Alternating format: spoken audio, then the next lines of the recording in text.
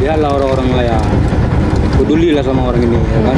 Kita nih cari ikan kayak gini, terik matahari lagi kan, panas.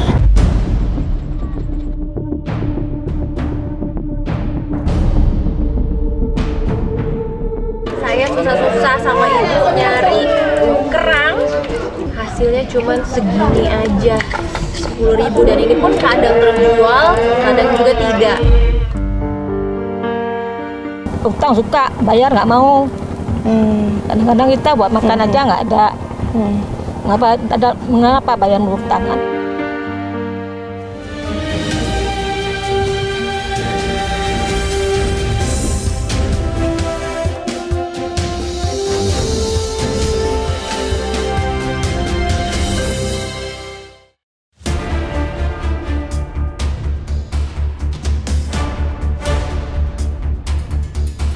Kekayaan alam Indonesia yang berlimpah ruah tak selamanya mendatangkan kesejahteraan bagi warganya. Buktinya terpampang di depan mata. Desa Telaga 7 yang terletak sekitar 1 jam dari kota Langsa ternyata masih berstatus desa terpencil menurut Indeks Desa Membangun.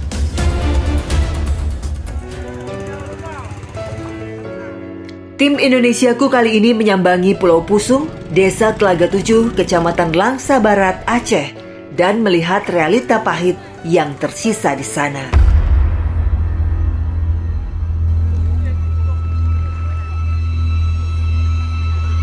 Untuk menuju ke Desa Telaga 7, biasanya sebagian masyarakat Aceh menaiki kapal dari pelabuhan tempat pelelangan ikan atau TPI yang berada di Kuala Langsa. Sekarang saya akan langsung menuju ke sana.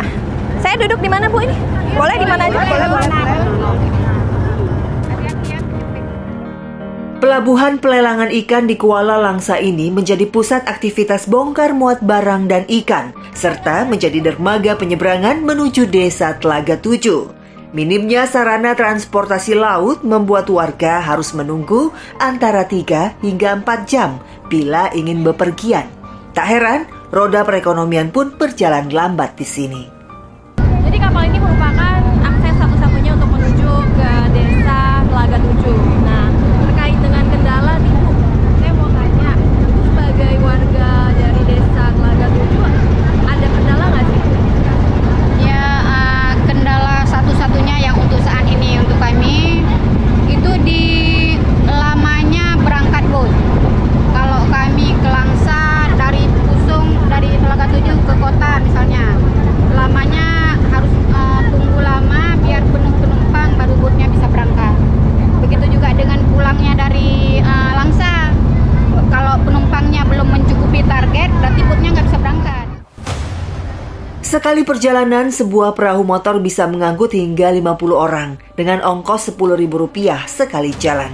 Namun saat kondisi darurat, tak jarang warga harus menyewa kapal dengan tarif hingga Rp500.000 sekali jalan.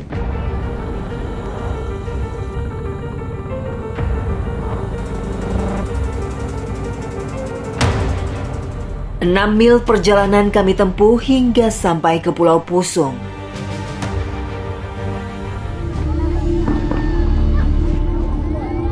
Akhirnya setelah 1 jam perjalanan menggunakan kapal, kami sampai juga di Desa Telaga 7, Pulau Pusong ya, Bu ya. Dan sekarang saya akan mengikuti aktivitas warga yang ada di sini. Mari, Bu. Ayo, ini lewat mana, Bu? Dermaga Desa Telaga 7 yang sangat sempit membuat perahu penumpang tak bisa bersandar sempurna, sehingga penumpang pun kesulitan untuk naik dan turun perahu.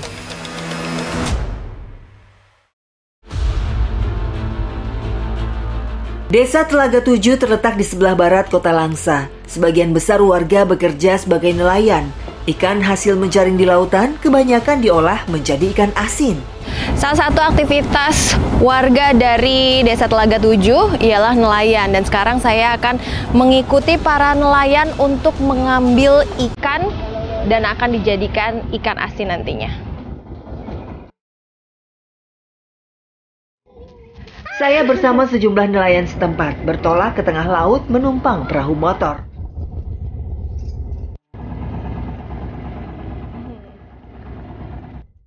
Kami harus berangkat pagi-pagi. Biasanya butuh waktu hingga sore hari untuk mencari ikan di jarak yang dekat. Namun bagi nelayan yang bermodal cukup besar, pencarian ikan bisa diperluas hingga jarak ratusan mil dan butuh waktu hingga 5 hari pelayaran.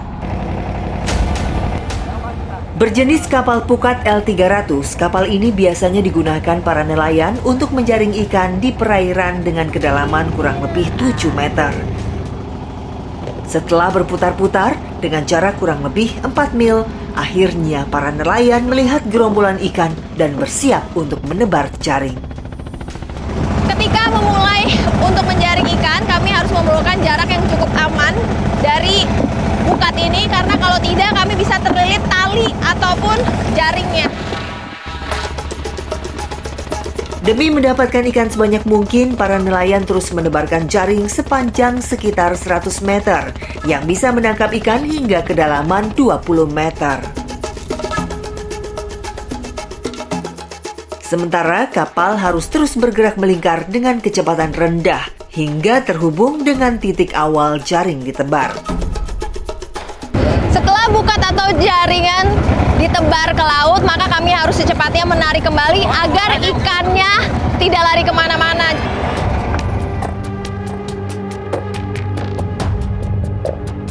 Biasanya ada banyak sekali ikan yang bisa dijaring di sini.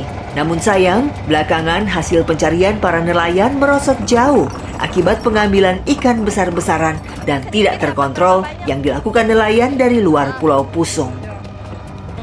Meski hanya sedikit hasil yang didapat sepanjang musim angin timur, tapi para nelayan tetap harus mengais nafkah di lautan. Himpitan ekonomi keluarga yang serba sulitlah yang memaksa mereka. Berarti dalam sebulan kira-kira nih Pak, penghasilan bersih Bapak rata-rata dapat berapa Pak? Kan kadang dapat, kadang enggak. 300 mungkin. 300.000. Cukup nggak sih Pak buat memenuhi kebutuhan harian? Bilang cukup, mana cukup kayak gitu. Terus kalau nggak cukup, bagaimana lagi ya? ya. Terus kalau nggak cukup buat makan, buat sehari-hari, kalau memang lagi nggak ada uang, nggak cukup, Bapak gimana? Makan apa Pak? Nggak makan. Suka nggak makan Pak? Ya, nggak ada makanan. Bapak ada yang ingin disampaikan nggak Pak sama pemerintah? Ya lah orang-orang nelayan. Peduli lah sama orang ini, ya kan? Kita nih cari ikan kayak gini, terik matahari lagi kan, panas, kadang angin. Harusnya pemerintah harus ada bantuan ya ke nelayan-nelayan kayak kami ini. Modal yang cekak dan tak punya kapal pribadi membuat para nelayan harus membagi dua hasil perolehan mereka dengan pemilik kapal.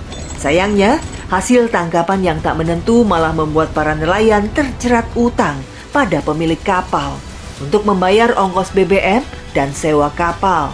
Ya, jadi karena hasil tangkapan kami sudah cukup, walaupun tidak banyak karena memang dipengaruhi oleh cuaca, sehingga kami harus bertolak kembali ke desa, dikarenakan kami akan membuat ikan-ikan yang kami tangkap tadi menjadi ikan asin sesuai dengan aktivitas warga yang ada di desa.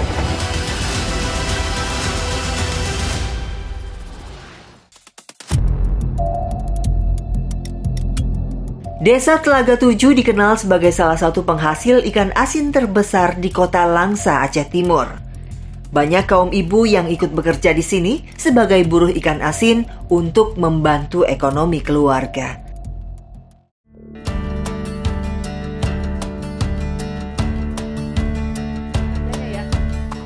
Ikan hasil tangkapan segera dijual ke pengepul seharga 5 hingga 8.000 rupiah per kilo, tergantung jenis ikannya. Para buruh perempuan pun berupaya menurunkan ikan dari kapal dengan harapan bisa mendapatkan ikan untuk dibersihkan kotorannya. Cara membersihkannya cukup sederhana. Sisik dan isi perut ikan dibuang menggunakan gunting. Anita menjadi salah satu buruh muda di sini. Siswi kelas 1 SMP ini terpaksa bekerja demi menambah penghasilan keluarganya yang serba pas-pasan. Anita udah berapa lama kerja di sini? Udah lama Kak, sekitar 2 tahun enggak Kak. 2 tahun? Ya, Kamu kenapa pengen kerja? untuk bantuin orang tua Kak. Anita sekarang masih sekolah apa enggak sih? Masih Kelas berapa? 1 SMP. Penghasilan Anita dari ini berapa memang? Kadang-kadang 30.000, Tapi cukup nggak sih dengan kamu bantu orang tua untuk kebutuhan harian kamu, untuk sekolah? Sudah terpenuhi belum? Belum Kak. Masih kurang Pak. Masih kurang. Terus kira-kira kamu kalau punya harapan apa yang pengen kamu inginkan? Pengen kebahagiaan orang tua. Untuk orang tua saya agak susah kayak gini lagi. Saat hasil tangkapan ikan hanya sedikit, para buruh hanya dibayar Rp1.500 per kilo. Rata-rata per orang bisa membersihkan sekitar 10 kg ikan. Artinya, upah Rp15.000 harus mereka syukuri. Namun, lain cerita bila tangkapan sedang banyak. Mereka bisa membersihkan hingga 50 kg dengan imbalan Rp75.000. Sayangnya, hal itu jarang terjadi.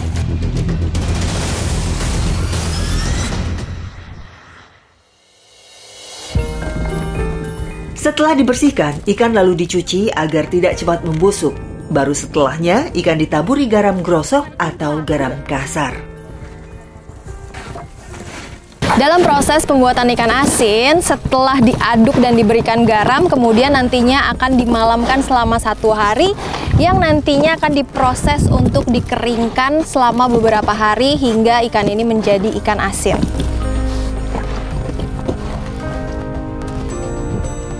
Ikan yang telah digarami selama setengah hari kemudian dijemur. Ikan disusun di atas anyaman bambu. Bersama para pekerja lain, Fitriani, ibu 5 orang anak, ikut mengais rejeki di sini karena penghasilan sang suami sebagai nelayan tidak menentu. Jadi dalam sebulan yang ibu pegang, berapa kira-kira rata-ratanya, Bu? Dihitung sama penghasilan Bapak. Kadang-kadang dapat, kalau uang simpanan 1 bulan kadang-kadang 300.000 kalau 1 bulan. 1 bulan 300.000. Kadang-kadang pun nggak sampai kayak gitu. Kadang-kadang 200.000, kadang-kadang 150. Nggak tentu. Terus kalau nggak ada penghasilan, ibu gimana, Bu? Ya nggak ada, nggak tahu lah gimana. Buat makan gimana? Kamu utang gede-gede. Sampai sekarang berarti ibu masih punya utang, adakah? Masih. Belum bisa dilunasin? Belum. Kalau kayak gitu perasaan ibu gimana? Sedih lah. Sedih, misalnya orang minta utang sama kita nggak ada uang, kasih bayar kan. Orang maki-maki, kita bilang utang suka, bayar nggak mau. Kadang-kadang kita buat makan aja nggak ada. Mengapa bayar utang kan? Ibu punya harapan nggak sih, Bu? Keinginan ibu apa? Punyalah. Apa? Kalau misalnya saya banyak duit, kata bayar utang semua, biar nggak ada utang lagi, biar hidup tenang, ya kan? Biar anak-anak sekolah lancar semua kayak anak-anak orang lain.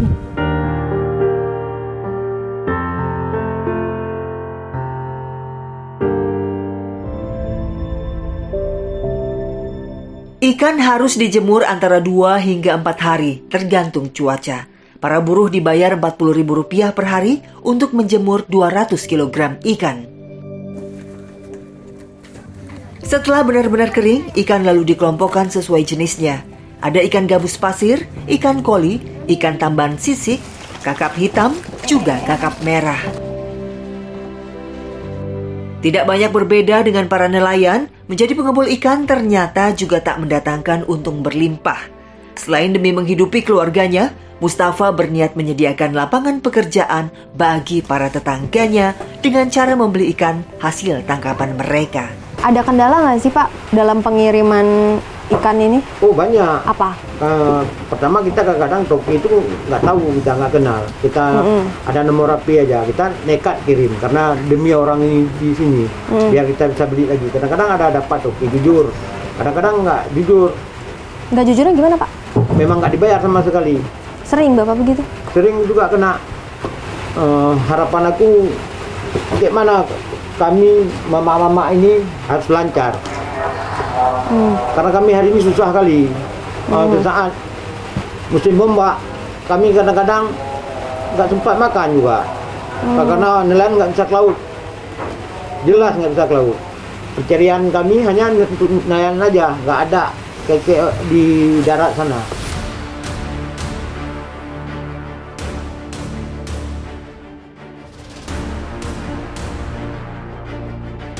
Sayangnya, perjalanan panjang pengolahan ikan asin ini tidak membuat harga jualnya bagus di pasaran. Sekilo ikan asin buatan warga desa hanya dihargai Rp15 hingga Rp35.000 saja per kilonya. Padahal di kota Aceh harganya bisa mencapai Rp60.000 per kilo. Warga kini menantikan campur tangan pemerintah untuk menata regulasi harga ikan asin agar perekonomian warga berangsur membaik. Desa Telaga Tujuh terletak di pulau kecil di tengah perairan laut Kota Langsa. Kondisi inilah yang membuat warga sangat sulit mendapatkan air bersih. Warga terpaksa harus menampung air hujan atau harus menunggu pasokan air bersih dari Kota Langsa.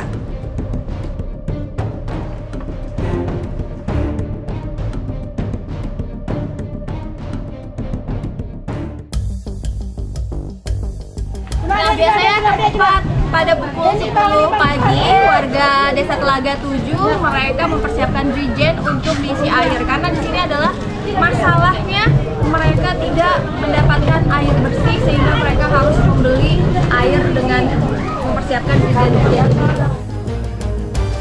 Krisis air bersih di sini sudah dirasakan warga selama lebih dari seabad. Iya, sudah sejak tahun 1920, warga Desa Telaga Tujuh tak memiliki sumber air bersih sendiri. Bantuan pemerintah provinsi di tahun 2016 berupa 1 unit kapal pengangkut air bersih bermuatan 35 ton, kini sudah tak layak pakai. Alhasil, warga harus membeli air bersih seharga Rp5.000 per jerigen. Pemerintah desa pun menggunakan dana desa untuk mensubsidi harga air. Pengadaan kapal tangki air berkapasitas 50 ton dilakukan untuk memenuhi kebutuhan air bagi lebih dari 1.800 jiwa penduduknya. Sekarang waktunya saya sama Ibu mengisi air di drijen ini. Nah, kalau dilihat dari 10 drijen, Ibu harus mengeluarkan sebesar Rp5.000. Belum lagi Ibu juga menyewa gerobak dengan harga Rp3.000. Artinya dalam sebulan Ibu harus mengeluarkan Rp210.000, yang mana penghasilan rata-rata mereka sebesar Rp300.000. Jadi sangat ironis sekali, mereka hanya memegang uang sekitar Rp90.000 aja untuk memenuhi kebutuhan harian mereka.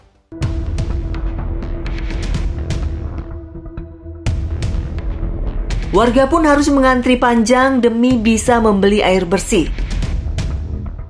Bu Mulyani salah satunya. Keluarganya butuh air untuk minum, memasak, mandi, dan mencuci.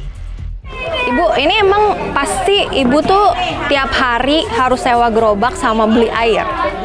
Setiap ngambil air memang harus sewa gerobak karena kita nggak punya gerobak pribadi. Nah, terus apakah seluruh drijen itu bisa menuhin kebutuhan air di rumah atau bisa lebih, Bu? Kalau saya karena di rumah saya tidak begitu rame, jadi saya untuk satu hari bisa 1 gerobak. Tapi kalau yang lain belum tentu, sama seperti saya, orang ini kan lebih rame lagi di rumah, berarti kebutuhan airnya kan lebih banyak lagi. Nah, harapan Ibu, Bu, apa kira-kira apa yang ingin Ibu sampaikan? Kalau pinginnya kami orang Telaga Tujuh ini maunya kami seperti orang kota, buka keran ada air di rumah. Itu pinginnya kami. Cuma kami nggak tahu harus menempuh jalan mana, harus dengan siapa harus kita bicarakan. Kami belum tahu.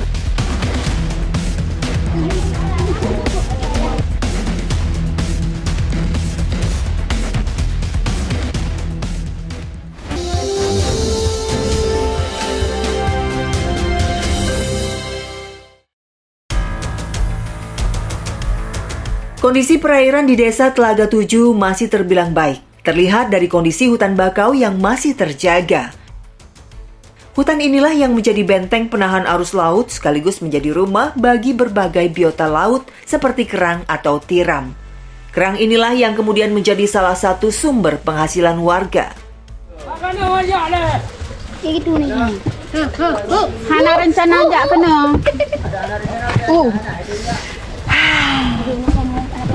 Akhirnya sudah sampai juga di kapal karena memang biasanya aktivitas para ibu yang ada di Desa Telaga Tujuh ini adalah mengambil tiram atau kerang, dan saya sama ibu sudah persiapan nih karena sebagian sudah ada di lokasi, jadi kita harus menyusul ke sana.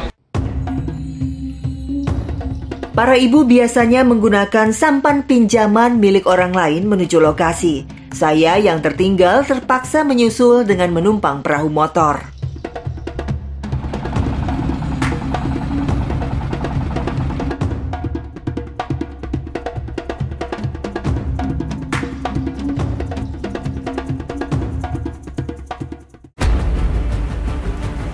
Setelah sekitar 10 menit berlayar, kami bertemu rombongan para ibu pencari tiram di tengah laut. Kami pun menarik sampan mereka dengan perahu motor agar lebih cepat sampai di lokasi. Kami harus berjalan sekitar 20 menit hingga sampai di kedalaman hutan bakau, karena disitulah kerang tiram biasa hidup. Jadi karena kapal kami tidak bisa memasuki hutan bakau dan dilihat juga dari posisi airnya juga sudah sangat rendah, sehingga saya harus menaiki kapal yang lebih kecil. Bu, saya ikut ya? Iya.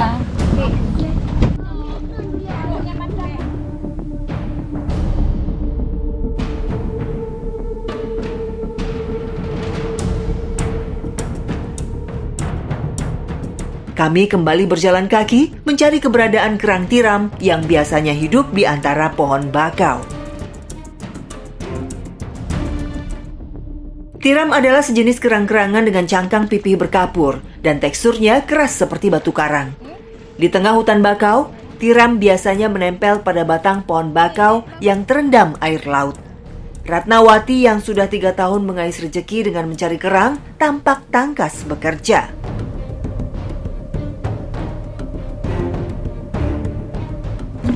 Biasa dapat berapa Bu dari jual tiram? Dapat 250, kadang 30. Tapi emang sehari-harinya Ibu melakukan pekerjaan ngambil tiram ini Bu ke hutan bakau? Iya. Dalam seminggu ada berapa kali Bu? Ada 3 kali lah sih. 3 kali.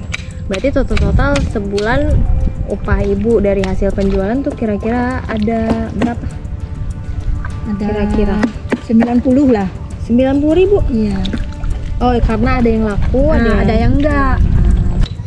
Nah, dengan 90.000 sebulan emang cukup Bu? Enggak cukup lah, dicukup-cukupin. Suami Ibu kerjanya Laut. laut. Iya. Nah, jadi sebulan kalau di total penghasilan Ibu sama penghasilan suami Enggak tahu, kadang-kadang banyak, kadang-kadang enggak. kira-kira sebulan ada 300-an ada? Atau bisa lebih atau kurang? Ada lah, 300 ada. 300 ya. Itu Iya. pun udah sama penghasilan Ibu ini. Iya. Harus diakui, ini adalah pekerjaan yang berat terutama bagi kaum ibu.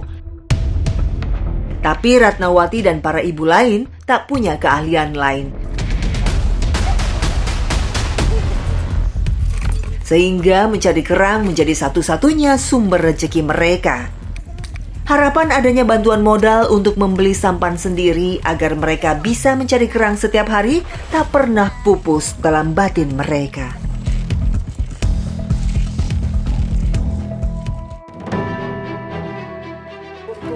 Kerang yang telah terkumpul kemudian harus dilepaskan dari cangkangnya dengan cara direbus. Saat tiram masuk ke dalam air rebusan yang telah mendidih, cangkang yang awalnya menutup rapat perlahan membuka sendiri, sehingga proses pemisahan lebih mudah dilakukan. Kerang kemudian diangkat dan didinginkan di dalam air.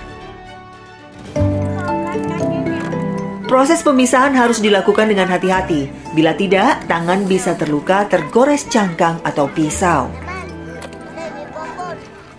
Ya ampun, bisa dibayangkan ini sangat ironis sekali. Tadi saya susah-susah sama Ibu nyari kerang, terus juga harus melupasin juga, penuh dengan resiko karena bahaya terkena tangan.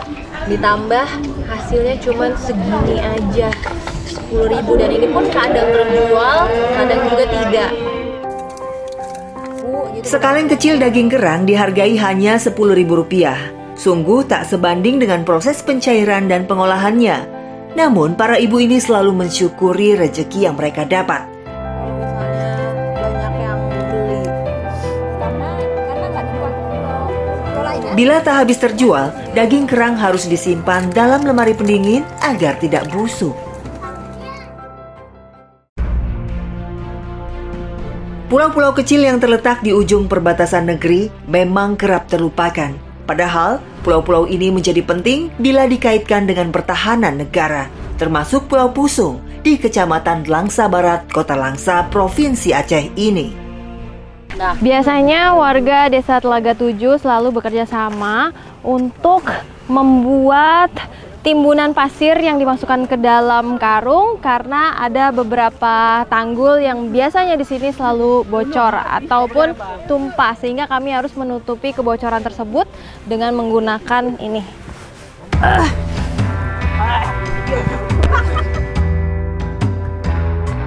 Tanggul pemecah ombak ini dibangun pada tahun 2011. Renovasi pernah dilakukan pada tahun 2019.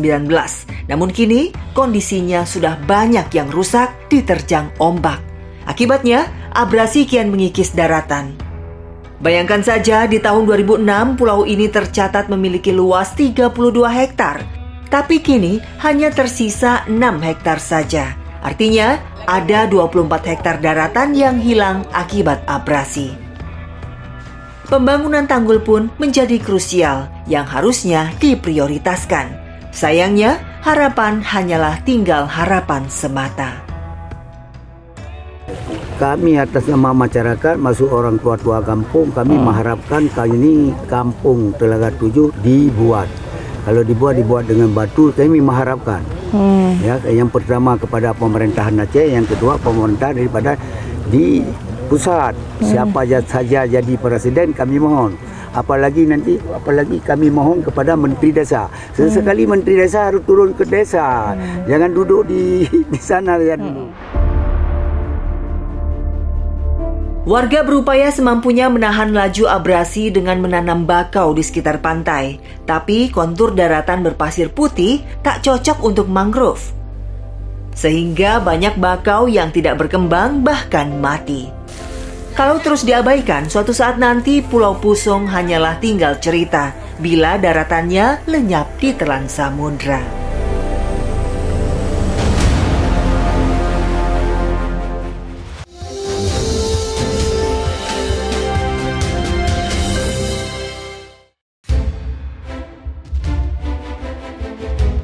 Tak banyak mimpi dan harapan yang berani dipelihara oleh warga Desa Telaga 7. 1.800 orang warga yang hidup di sini hanya berharap ada akses kesehatan yang bisa mereka peroleh ketika jatuh sakit. Fasilitas kesehatan di Polindes sangat tidak memadai. Mau tidak mau, pasien dengan keluhan berat serta ibu hamil dengan indikasi ketuban pecah dini harus dilarikan ke rumah sakit yang terletak jauh di kota Kecamatan Langsa Barat.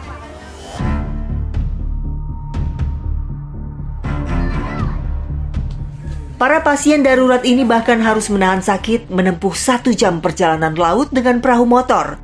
Itu pun bisa dicapai setelah pasien digotong dengan gerobak untuk keluar dari desa. Sekarang kami sudah sampai dan juga ibunya juga sudah ditaruh di kapal. Dan nantinya kapal ini akan menuju ke Langsa, di kota terdekat tentunya. Dan ibu akan dapat perawatan di puskesmas terdekat. Nah, ini bisa dibayangkan kalau seandainya di desa ini terdapat klinik terdekat ataupun puskesmas terdekat, kemungkinan ibu tidak akan bersusah payah untuk menyelamatkan keselamatan diri, tentunya hanya untuk menaiki kapal saja.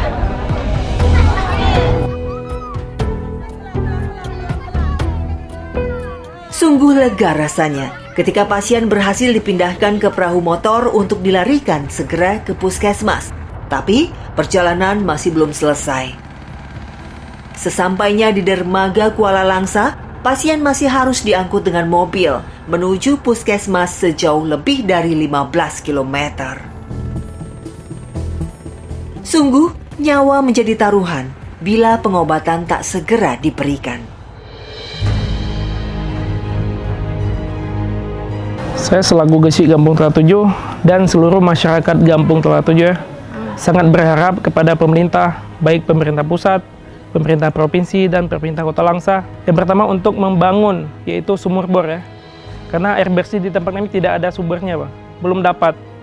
Yang kedua, yaitu pemecah ombak. Dengan tidak adanya pemecah ombak yang rusak seperti ini dapat mengakibatkan di saat ombak menerjang, rumah-rumah itu jatuh, Pak. Ada sebagian rumah yang jatuh. Dan juga masjid juga tidak ada perlindungan, Pak. Untuk kesehatan, kita memohon kepada pemerintah daerah untuk menyediakan dokter khusus, Pak. Dokter khusus untuk 1 minggu sekali aja untuk diberangkatkan ke Telaga 7 agar membantu masyarakat tidak perlu berobat ke rumah sakit umum, bisa langsung di tempat di sini, Bu. Tak banyak yang bisa diharapkan warga. Berpuluh tahun hidup terpencil di tengah lautan dengan kondisi yang serba pas-pasan membuat banyak permasalahan malah dianggap lumrah. Hanya keadilan dan keberpihakan pemerintah yang kini dinantikan warga agar pulau kecil ini mendapat perlakuan yang sama, sehingga warganya bisa hidup lebih layak dan sejahtera. Semoga pemerintah mendengar rintih keluh kesah rakyat kecil ini. Semoga.